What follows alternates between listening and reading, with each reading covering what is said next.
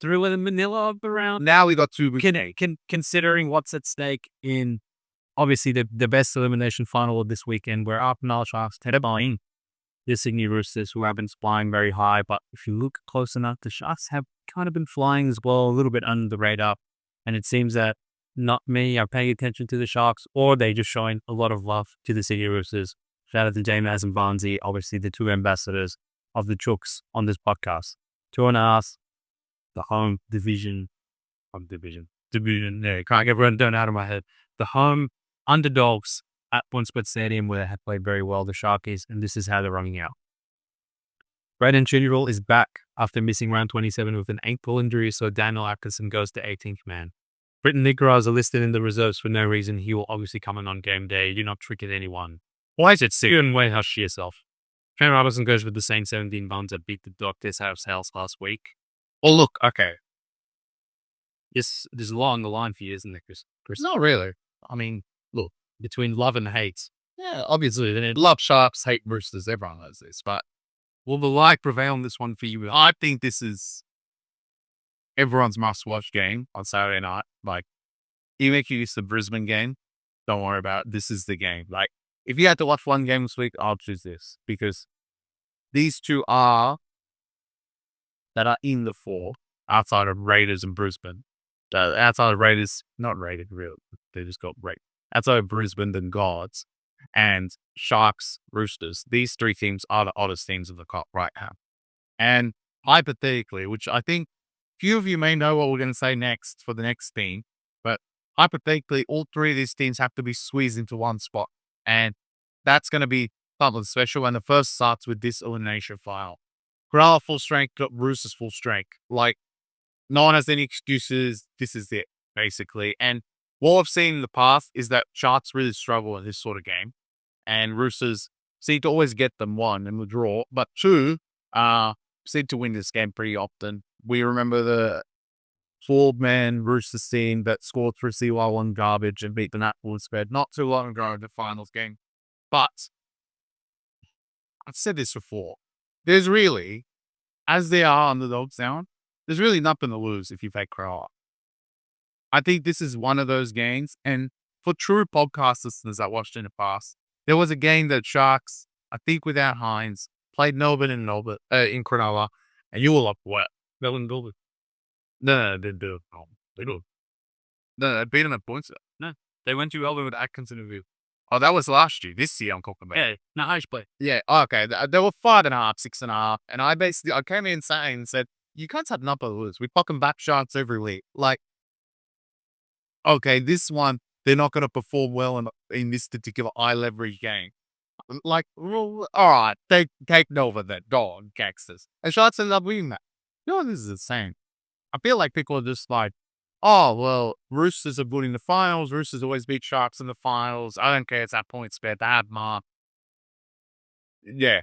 Well, I'm like, you know what? Like, one, Sharks underdogs at home in a finals game. You don't get that often, even though they're going to be underdogs, hypothetically, through the whole final series.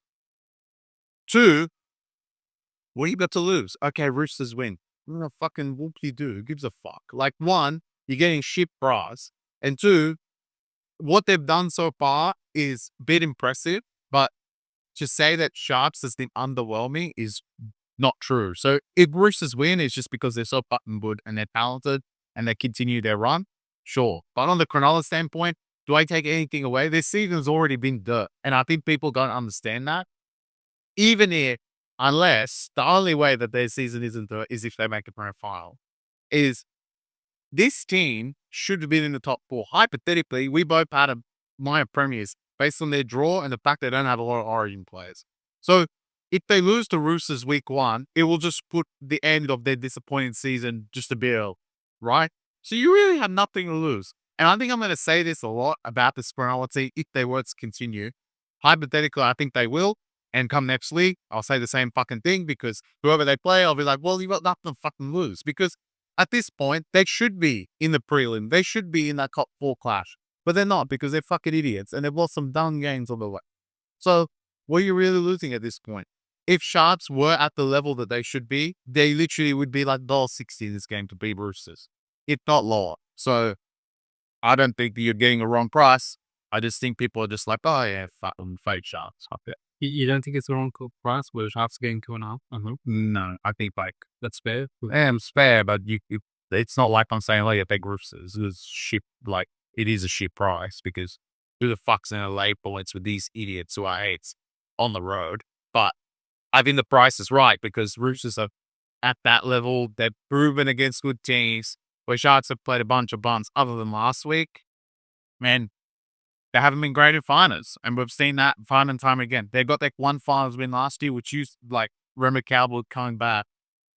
You'd seem to remember, but they got fucking great and looked up. But anyway, again, another team that I think Cronulla is in a situation that they've played a lot better going into the finals. I said this a few weeks ago too. They've been a lot better going into the finals before, and they've literally shapped the bed. So what the fuck's the difference when they're awful? And I would say they're awful. They're in good form, but they're nothing like they should be. So I'll take Cronulla. You have been quoted on this podcast saying, if X 5'10" with yours on Tupo, I just can't be bothered betting on this team. That's the only guitar being on Tubes bother you in this one. That because I'll say this before I say it again. Roosters will lose themselves. Like, do we forget when they went to PointsBet at Pickham earlier this year, and they literally had that, and the middle of the pod dissolved into fucking water, and they got raped by Brayley. Like, what Roosters actually, and you mentioned this about a Grant before, what Roosters seem to struggle with is a hooker that is capable of running the ball for whatever reason. Because their middles, as much as they're big names, they seem to fucking dissolve once someone runs the ball from dummy arm. So they've been raped by Brayley in the past, and they've been raped by Grant in the past, and Brayley back at it at PointsBet. Actually, like in this case, and often these pick and gigs happen. This is like a typical 13 plus. It could be Cronulla 13 plus. Like Bruce's will just fucking throw down. Be like, yeah, like Brighton She Sharks like springing to like 18-0, and they're like, yeah, all right, we can't be bothered. I can't see that happening at all, but I can see happening in a very tight, fun contest. Like I said, 2.5 points. I would have this closer to a peak. So obviously those that know and follow this podcast know that at the end of the day, I don't actually really give a fuck who wins. I give a fuck about who covers, and getting points in PointsBet is not something that happens very often. For the entire season, they have only lost the 2 games there, which was the infamous Bullfrogs game where they no showed and got dismantled without kick out and burning, and the Warriors game where we said Sharks can come off a bye and do something, and they got raped by Warriors 40-10. Outside of that, they've actually won every single game in PointsBet, including the game where they raped Roosters. It was not Pickham Christopher, it was Sharks and underdogs at PointsBet. So we've actually seen season 1 of this fucking show already where Roosters went, granted they did go with Townsend along with fucking Sam Walker, but they went there as favourites and literally got bent over by Sharks, who were actually playing way shitter footy back then. We also, actually, that was season 2. Season 1 was these cunts keeping to 2 for in the Origin round, where the Roosters had nothing in 1 with no players. So 15-all, I guess we'll call it even, and we'll call it a trilogy. What's the Sharks' path of winning? In my eyes, it's really a pick your poison between, do you want to bet on the team with the highest ceiling, or do you want to bet on the team that has the more median result, the closer of the averages of, can Sharks go out there and play like fucking dog shit in front of their home fans and just completely shit the bed and lose by 50? I don't think they can. I think at the very worst, they'll just, on a Hynes will play like garbage. They'll concede 3 kick tries to Tupou, and they'll score a couple, but they'll just fall short. Would they really need to try? Hynes will like fucking do an error, or Teddy will just, the Noah will tackle him for some reason, and they'll lose by 8. I can't see Roosters is going and blitzing them by 24. I don't know. But on the other side of things, can the Roosters, if they get everything right, they don't make errors, if they offload the ball, if they kick to both of their wingers on the inside, probably more Tupou than Nwani Tuase, seeing as Guanalva is there. If they support their forwards and they get a roll on, can Teddy and Watson and these kind of players take advantage of the Cronulla Sharks without McInnes looking a little bit lighter in the middle of the pot than they normally would? Sure, they can. Are Roosters intrinsically the better team because of they can play better and they have, let's just call it what it is, more talented players? I would say yes, but does that mean I'm them go and lay 2-3.5 points with them in the Sharks building, knowing how well Kamal do play there? And I'm gonna extend your point, Chris, because I think it's a really important one. This is like 4-year stretch now of Cronulla either being in the top 4 or knocking on the door of the top 4, a la this year after year after year. And one thing I really struggle with is expectations. When they've gone into these games as heavy favorites, they have found a way to fuck it up the majority of the time. And you can tell that their players don't play the same way under pressure that they do as just a regular season.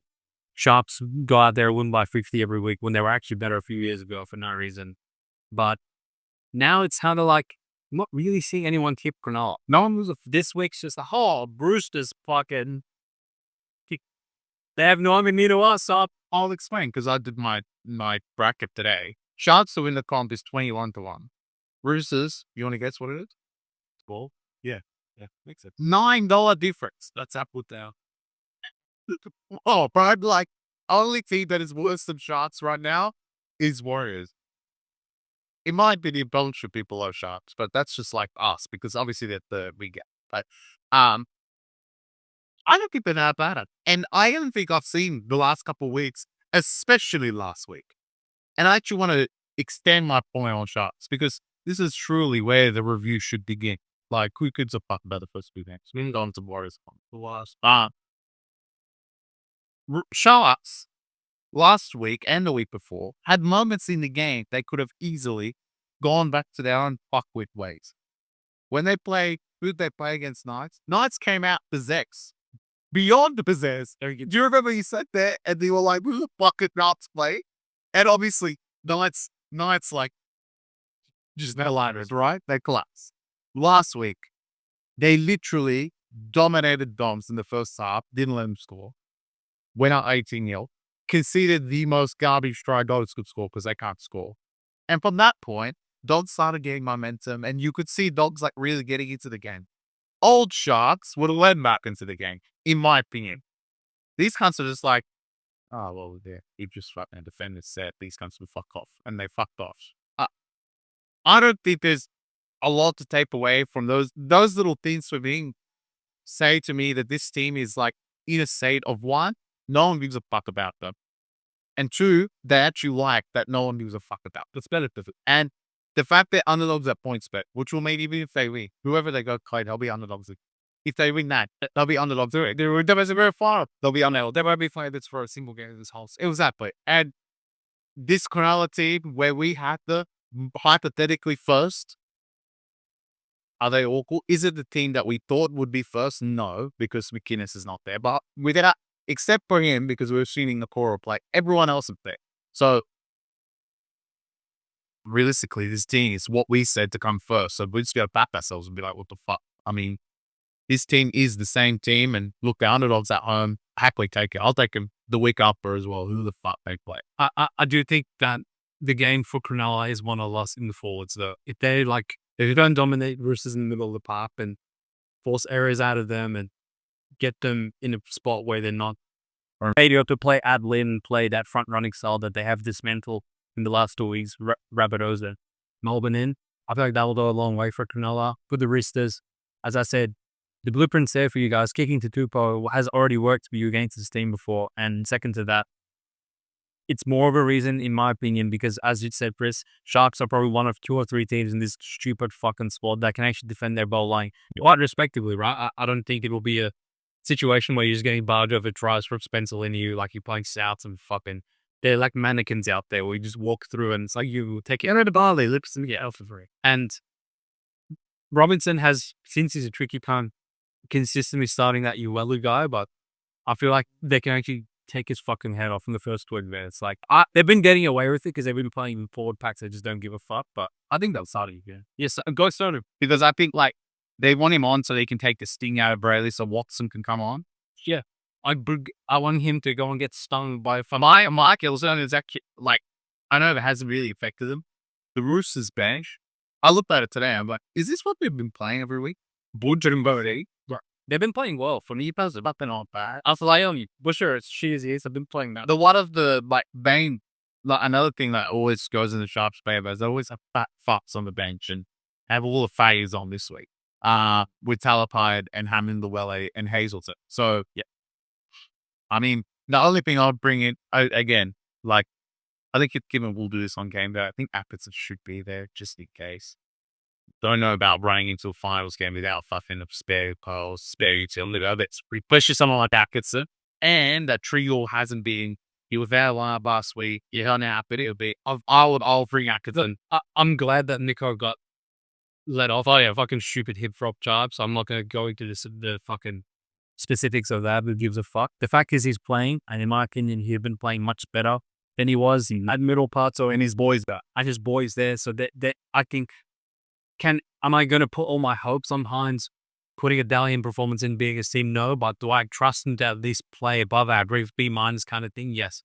The Roosters, Savala has improved their kicking game, but there's no Cleary or Burden on the other side that would expose what Sharks don't do so well, which is their kicking game themselves. And I feel like it's a pretty even game, pretty evenly matched. You would take the points with the home underdog with the better defense. The hungrier team, in my opinion, would probably also be the Sharks as well, even though no one gives a fuck about them. And this Roosters team probably starting to feel themselves a little bit. And although they have the finals pedigree and experience, still it's fucking Savala and Eduelu. Like, this is not fucking, Yeah. this is not Brandon Smith and Cooper Crop. Yeah, sure. That Roosters team would be favorites in Cronulla, not this one. They're still 8 for a fucking reason, right? So, in my opinion, I can only go the one way, and that's with the Sharkies. Hopefully, the introduction to the review pod will be the Jaws music that I will fucking generate for myself. I'll be that hard.